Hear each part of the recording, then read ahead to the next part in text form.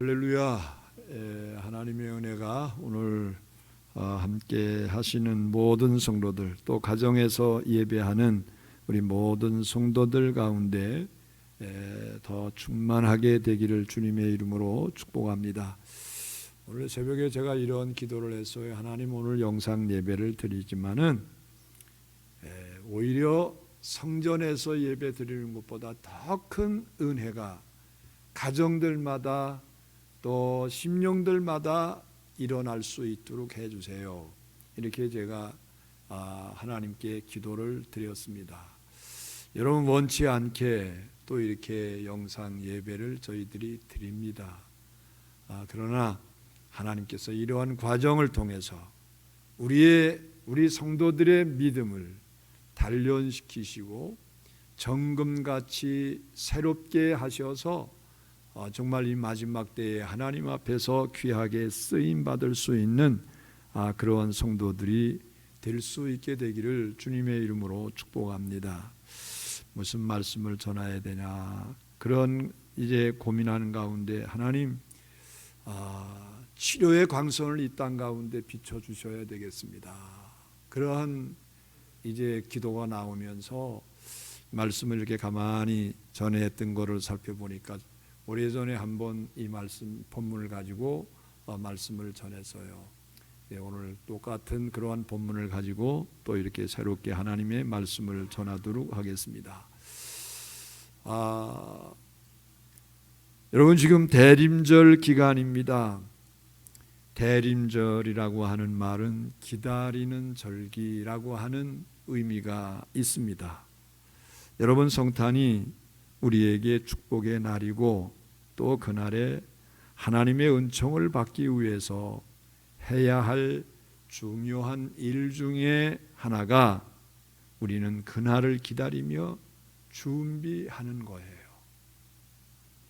다시 말하면 이 땅에 아기 예수님으로 오신 그 예수의 탄생, 바로 온 인류를 구원하시기 위한 하나님의 계획하심의 섭리인데, 우리가 예수님의 탄생하신 그날을 기다리며 준비해야 된다는 겁니다. 설레는 마음으로 기다리고 준비하며 성탄을 맞이할 때 하나님이 주시는 큰 은혜와 축복이 넘치게 될 줄로 믿습니다. 그래서 시편 107편 9절에 이러한 말씀이 있어요. 저가 사모하는 영혼을 만족해 하시며 줄인 영혼에게 좋은 것으로 채워주심이로다. 사모하는 영혼을 만족해 하신대요. 갈급한 심정을 가지고 하나님의 은혜를 구하는 성도들에게 좋은 것으로 채워주신대요. 여러분, 그렇습니다. 사모하는 만큼 은혜 받습니다. 그러므로 이 성탄절을 사모하는 마음으로 잘 준비하면서 맞이할 수 있는 우리 모든 성도들 되기를 주의 이름으로 축원합니다. 이 말라기서는 구약 성경의 맨 마지막 책이죠. 그리고 말라기서의 저자인 말라기 선지자는 주전 430년경 활동했던 선지자인데, 그는 당시 이스라엘 백성들에게 메시아 곧 예수 그리스도께서 오실 것을 예언한 선지자입니다. 그리고 그분의 탄생을 사모하도록 권고하고 있어요. 오늘 말씀을 통해서 우리도 예수님의 성탄을 기다리며 사모하는 마음을 품을 수 있는 우리 모든 성도들이 되기를 바랍니다. 그래서 우리의 심령과 삶 속에 성탄의 은혜가 더 풍족하게 임할 수 있게 되기를 주님의 이름으로 축원합니다. 여러분, 이 말라기 시대는 한마디로 암흑의 시대라고 말을 합니다.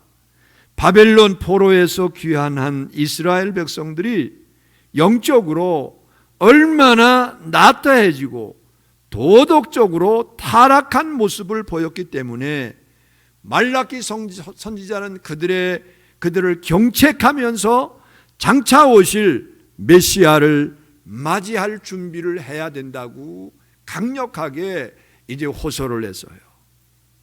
오늘 본문을 보면 말라기는 마치 캄캄한 밤을 지나서 여명이 오듯이 메시아가 강림하실 것을 예언하고 있는데, 그날을 가리켜서 여호와의 날이라고 말을 하고 있습니다. 여호와의 날은 이중적인 의미를 갖습니다. 하나는 심판의 날이요, 다른 하나는 구원의 날입니다. 즉 여호와의 날은 범죄한 악인들에게는 무서운 심판의 날이 될 것이라는 겁니다. 그래서 1절에서 이렇게 말씀을 합니다. 만군의 여호와가 이르노라, 보라 용광로 불같은 날이 이르리니 교만한 자와 악을 행하는 자는 다 지푸러기 같을 것이요, 그 이르는 날에 그들을 살라 그 뿌리와 가지를 남기지 아니할 것이다. 이렇게 말씀을 하고 있어요. 용광로 불같은 날이다 그러면서 교만한 그러한 사람들과 악을 행하는 자는 다 지푸라기 같이 불살라져 버릴 것이라는 거예요. 반면에 여호와를 경외하는 성도들에게는 구원의 축복이 있는 날이라는 겁니다. 이 여호와의 날이 악을 행하는 사람들에게는 무서운 하나님의 심판의 날이 되지만은, 하나님을 잘 섬기면서 믿음으로 살아가는 날에게는, 사람들에게는 구원의 축복의 날이 된다는 거예요. 그래서 2절을 보면 예수님의 강림을 가리켜서 공의로운 해가 떠올라서 치료하는 광선을 이제 비추어서 구원하시는 것으로 설명했어요. 내 이름을 경외하는 너희에게는 공의로운 해가 떠올라서 치료하는 광선을 비추리니 너희가 나가서 외양간에서 나온 송아지같이 뛰리라, 이렇게 말씀을 하지 않았습니까? 그러므로 우리는 사모하는 마음으로 이 성탄을 기다려야 됩니다. 마치 캄캄한 밤중에 간절한 마음으로 새벽을 기다리듯이, 여명이 동터오는 것을 기다리듯이, 저너머 태양이 떠오르는 것을 기다리듯이 우리가 기다리는 마음으로 성탄을 맞이해야 돼요. 그런 사람에게 성탄의 은혜가 충만하게 임하게 될 줄로 믿으시기를 바랍니다. 2절을 보면 예수님이 공의로운 태양으로 떠올라서 치료하는 광선을 발할 것이라고 하시면서, 공의의 태양이신 예수님으로부터 치료하는 광선이 비춰지면 어떤 일이 일어난다고 했습니까? 외양간에서 나온 송아지같이 힘차게 뛰는 역사가 일어날 것이라는 거예요. 이것은 구원받은 성도들의 감격과 기쁨을 표현하는 그러한 말씀입니다. 여러분, 치유 또는 치료라고 하는 단어는 구원이라고 하는 말과 같아요. 예수님은 우리를 종합적으로 치유해 주시는 하나님이십니다. 이것을 가리켜서 우리는 전인 구원 혹은 전인 치유라는 이제 그런 말로 사용을 하고 있어요. 여러분, 이것을 다음 3가지로 요약할 수 있습니다. 첫째는 예수님은 우리 인간의 육신을 치유해 주시는 주님이라는 거예요. 여러분, 어떻습니까? 물리적으로도 태양 광선은 살균하고 소독하는 그런 치료하는 능력이 있잖아요.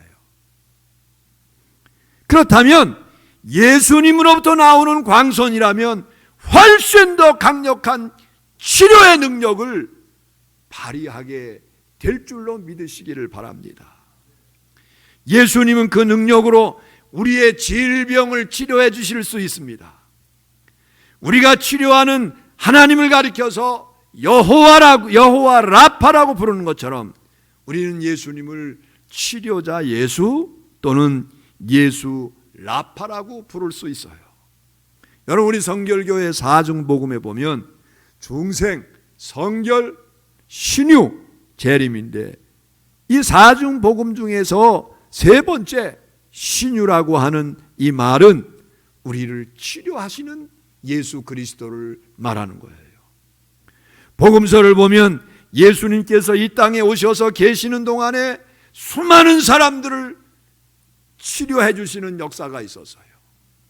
예수님의 사역 중에 으뜸 가는 그러한 사역이셨어요.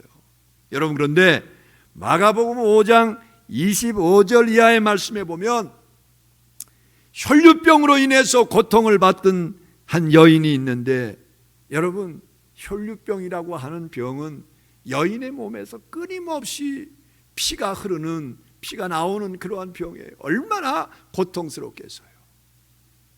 12년이라고 하는 긴 세월을 고통 속에 보내고 가산이 다 탕진했습니다. 여러분, 옛말에 우환이 3년이면 어떻게 된다고 그래요? 기둥뿌리가 뽑힌대요. 우환이 3년이 되면 기둥뿌리가 뽑힌다는 겁니다. 저는 그 사실을 잘 압니다. 우리 가정이 제법 잘 사는, 우리 고향에서 제법 잘 사는 그런 이제 가정이었어요. 여러분, 그런데 우리 형님 교례기 오고 우리 어머니가 형님 이제 모시고 병원에 가다가 교통사고 나고 그 충격으로 저희 아버님이 중풍으로 또 갑자기 혈압이 올라가면서 쓰러지시고, 그러면서 몇 년이 지나니까 여기 있는 땅 저기 있는 땅, 뭐 옛날에 뭐 큰 소득이 이렇게 있었어요. 뭐 의료보험이 있었어요. 불과 몇 년 사이에 있는 재산들이 다 날아가요. 이 여인도 마찬가지였습니다. 무려 12년이라고 하는 긴 세월을 고통 속에서 지날 뿐만이 아니라, 여러분, 그 치료비 용하다고 하는 의사를 찾아다니면서 이제 돼야 되는 그런 치료비 이제 보태느라고 가산이 다 탕진이 됐어요. 이제는 포기할 때쯤 예수님에 대한 소문을 듣는 겁니다. 나사렛 예수라고 하는 그 사람을 만나면 어떤 질병도 고침을 받는다더라. 여러분, 이 여인이 이 소식을 듣고 묻고 물어서 예수님을 찾아왔어요. 예수님을 찾아와 보니까 인산이 냅니다. 겨우 시집고 들어갔는데 예수님 앞에서 내가 혈류병 환자입니다 말을 못하는 거예요. 왜요? 혈류병 환자가 부정한 여인인데 어떻게 예수님 앞에 설 수 있습니까? 그래서 이 여인이 믿음을 가지고 예수님 뒤에 가서 예수님의 겉옷자락을 살그머니 만졌어요. 그 마음에는 내가 예수님의 겉옷자락만 만져도 내 병이 고침 받을 수 있다, 이러한 믿음을 가지고 만진 겁니다. 이때 예수님께서 이렇게 말하십니다. 누가 내 옷에 손을 댔느냐? 제자들이 뭐라고 그래요? 선생님, 지금 사람들이 얼마나 많은데요, 사람들이 스쳐 지나간 겁니다. 아니다. 누가 간절한 믿음을 가지고 내 옷을 만졌다, 내 몸에서 능력이 나갔다. 바로 그 여인이었어요. 믿음의 손을 가지고 예수님의 겉옷자락을 만져도 치유의 역사가 일어나서 그 자리에서 깨끗하게 낫게 된 줄로 믿으시기를 주의 이름으로 축원합니다. 여러분, 이렇게 예수님은 우리를 치료하시는, 우리의 육신의 질고를 치료하시는 능력의 역사가 있습니다. 예수님의 능력입니다. 신유의 역사입니다. 우리 교회의 많은 성도들이 육신의 질병 때문에 고통을 받고 있는데 예수님의 치유의 능력을 통해서 깨끗하게 고침받는 역사가 일어날 수 있게 되기를 주님의 이름으로 축원합니다. 영국의 육상 선수 중에서 에릭 리델이라고 하는 사람이 있어요. 1924년 파리 올림픽 400m 이제 금메달리스트입니다. 그런데 여러분, 그는 어릴 때 심한 고열로 몇 날을 이렇게 고통을 당하는 가운데 어머니가 열심히 기도하는 거예요. 기도하는 가운데서 그 고열이 그냥 없어져 버렸어요. 낫게 된 거예요. 그런데 그 후유증으로 말미암아 다리가 마비됐어요. 여러분 얼마나 절망적입니까? 어머니는 낙심하지 않고 그 어머니가 이 리델의 이제 이 무릎을 만지면서 하나님 고쳐주세요, 치료해주세요. 계속해서 하나님께 기도를 한 거예요. 눈물로 기도했어요. 그로부터 6개월 후에 리델의 다리에 신경이 정상적으로 통과되면서 건강한 모습으로 다시 회복이 됐다는 겁니다. 그래서 달리기 선수가 될 수 있었어요. 바로 이러한 것이 예수님의 능력으로 이루어지는 치유의 능력입니다. 예수님은 오늘도 동일하게 우리 가운데서 역사해 주심을 믿으시기를 바랍니다. 우리의 질병을 치유해 주시는 주님이세요. 이 성탄의 계절에 우리 모든 질병을 주님 앞에 다 내려놓고 기도하시기를 바랍니다. 우리의 질병을 고쳐주시는 예수님을 바라보면서 그 예수님의 탄생을 준비하면서 주님의 능력이 우리 모든 성도들 가운데 나타날 수 있게 되기를 주님의 이름으로 축원합니다. 오늘 제가 오늘 1030명이라고 그러죠. 코로나 환자가 1030명이래요. 그러면서 제가 더 기도하게 돼요. 오늘 이제 교회에 나와서 이렇게 컴퓨터를 딱 보니까 1030명 속보가 딱 떠요. 제 마음에 이런 생각을 가졌어요. 하나님, 저 어떻게 해요? 저 어떻게 해요? 네. 저는 사람들을 만나야 되고 성도들을 대면해야 되는 사람인데 하나님, 저 어떻게 해요?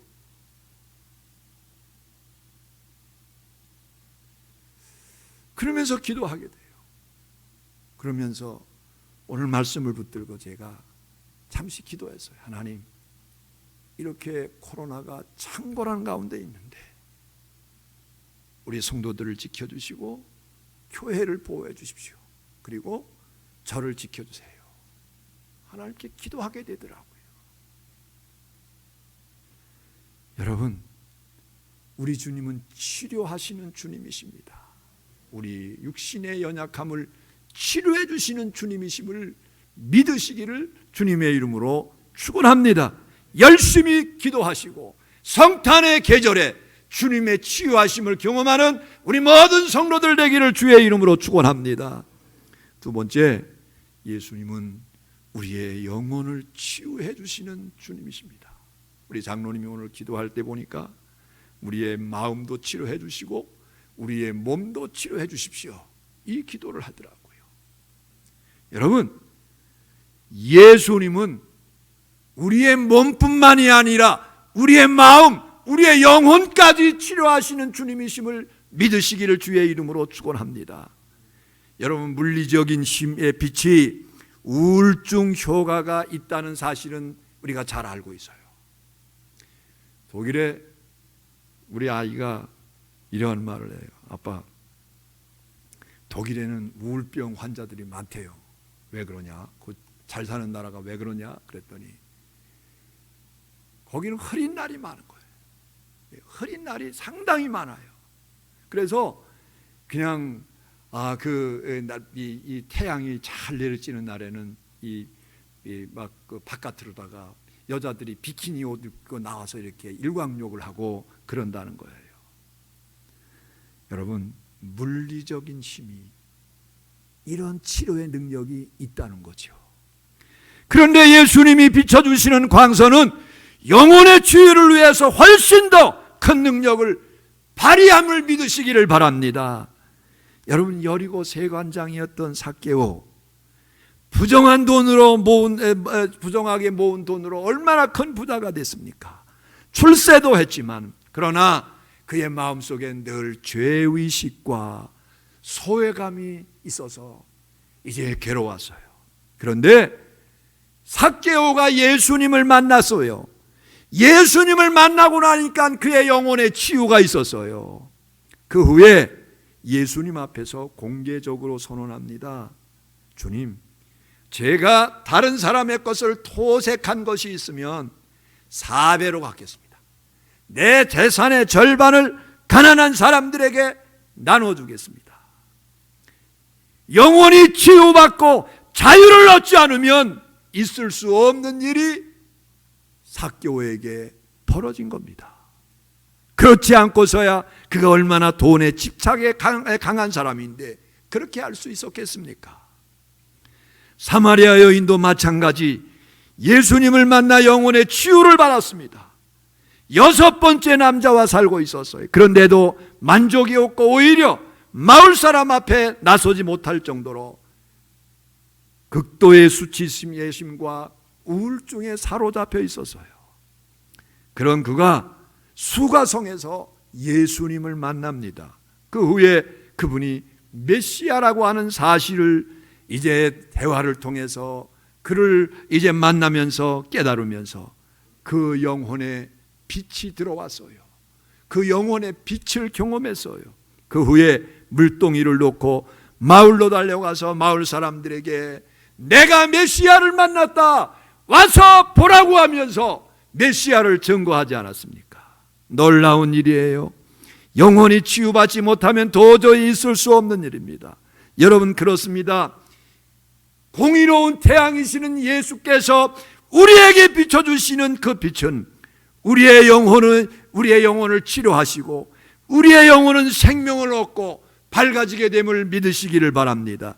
기쁨과 평안, 천국의 확신과 소망으로 충만해집니다. 이것은 육신의 치유보다 더 놀라운 기적이에요. 영혼이 치유를 받으면 여러분 이렇게 세상이 달라집니다. 죽음도 두렵지 않습니다. 그래서 잠언 14장 32절에서 이렇게 말씀합니다. 악인은 그 환난 날에 엎드려져도 의인은 그 죽음에서도 소망이 있느니라. 악인은 환난 날에 엎드려서 사라지지만은 의인은 죽음 가운데서도 무한한 소망이 있다는 거예요. 예수님의 빛을 받은 사람들에게 나타나는 놀라운 축복이에요. 아무쪼록 이번 성탄절에 위로운 태양이신 예수님을 바라보므로 영혼의 치유를 받고 평안과 기쁨으로 승리하는 우리 성도들이 다 되시기를 주의 이름으로 축원합니다. 세 번째, 환경까지도 치유해 주십니다. 예수님의 빛이 임하면 환경까지도 치유받아요. 사람들이 편하게 사는 것처럼 보여도 모두 환경적인 어려움을 겪습니다. 여러분, 이 세상은 천국이 아니에요.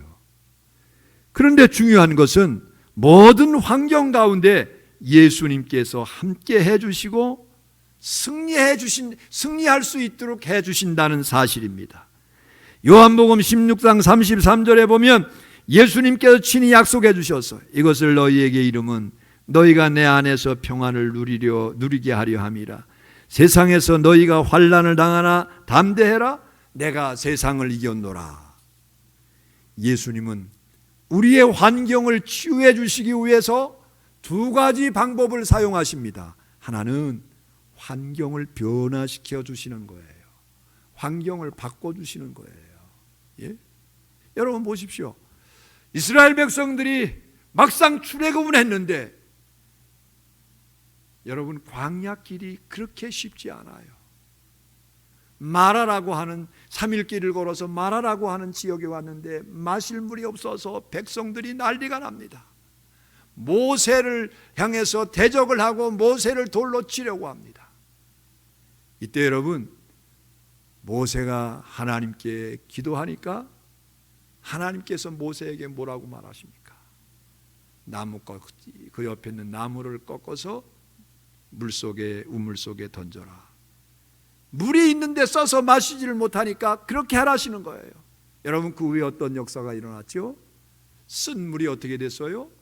단물로 되는 역사가 일어나게 된 줄로 믿습니다. 예수님은 우리의 환경도 바꿔주시고 치유해 주시는 하나님이심을 믿으시기를 바랍니다. 다른 하나는 환경은 그대로인데 그것을 이길 새 힘을 주십니다. 환경을 이길 수 있는 능력을 주십니다. 바울의 예를 보십시오.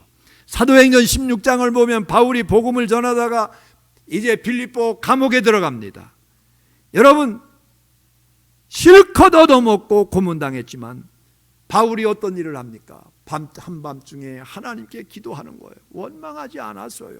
불평하지 않고 하나님 앞에 감사하면서 찬양했을 때 어떤 역사가 일어났어요, 여러분? 예? 지진이 일어나면서 옥문이 열리는 역사가 일어나게 된 줄로 믿습니다. 여러분, 정반대로 빌립보서를 보면 바울이 로마 감옥에서 꼼짝달싹 못하고 있습니다. 그런데도 그 마음속에 뭐가 있어요? 마음의 기쁨이 있었던 거예요. 심지어 이제 이 기쁨을 가지고 빌립보 교회 성도들에게 권면을 합니다. 빌립보 4장 4절에 보니까 주 안에서 항상 기뻐하라. 내가 다시 말하노니 기뻐하라. 그가 이럴 수 있었던 이유가 무엇일까요, 여러분? 어떻게 그게 가능했을까요? 빌립보 4장 13절 말씀이 답입니다. 내게 능력 주시는 자 안에서 내가 모든 것을 할 수 있느니라. 무슨 말입니까?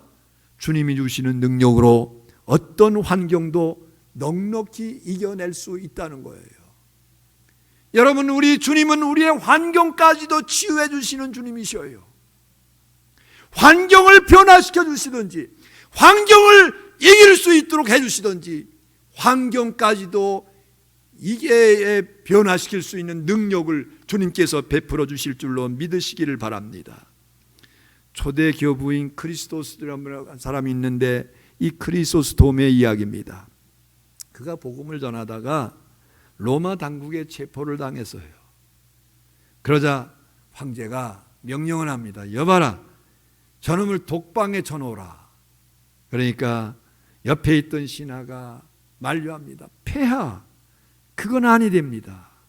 왜 그러냐? 기독교인들은 독방을 더 좋아합니다. 왜 그런가? 독방을 조용한 기도실로 여기고 더 열심히 기도하기 때문입니다.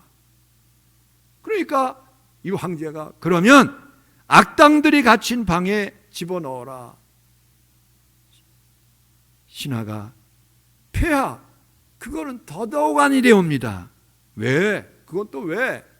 그러면 악당들이 갇힌 방에 이제 들어가서 전도를 하기 때문에 그 악당들을 다 예수쟁이들을 다 만듭니다.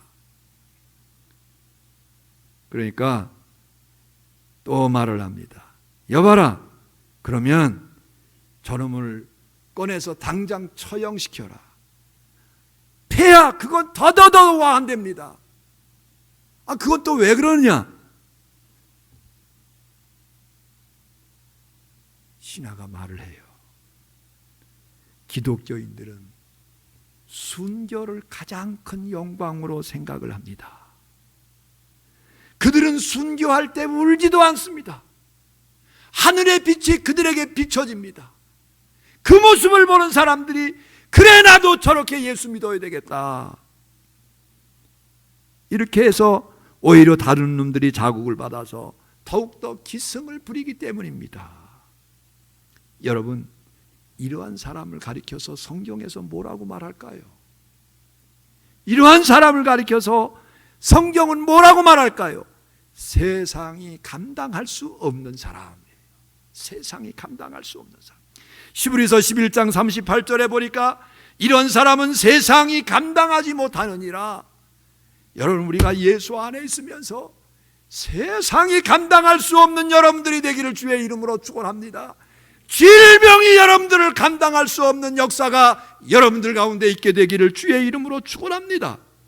어떤 환경도 이겨내는 능력을 가진 담대한 믿음의 우리 명광의 가족들이 다 될 수 있게 되기를 주의 이름으로 축원합니다.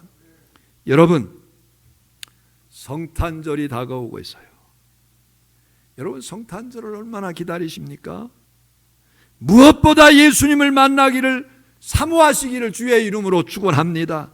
우리 마음에 의로운 태양이신 예수님을 떠오르도록 우리의 마음에 그 주님이 임재하실 수 있도록 기도하시기 바랍니다. 삶의 현장에 의로운 태양이신 예수님이 떠오르도록 기도하시기 바랍니다. 그러면 예수님께서 치료하는 광선으로 우리를 구원해 주시고 치료해 주시고 승리할 수 있도록 도우실 줄로 믿습니다. 아무쪼록 이번 대림절과 성탄절에 이러한 놀라운 축복을 받고 누리는 우리 성도들 다 되기를 주의 이름으로 축원합니다. 기도합니다.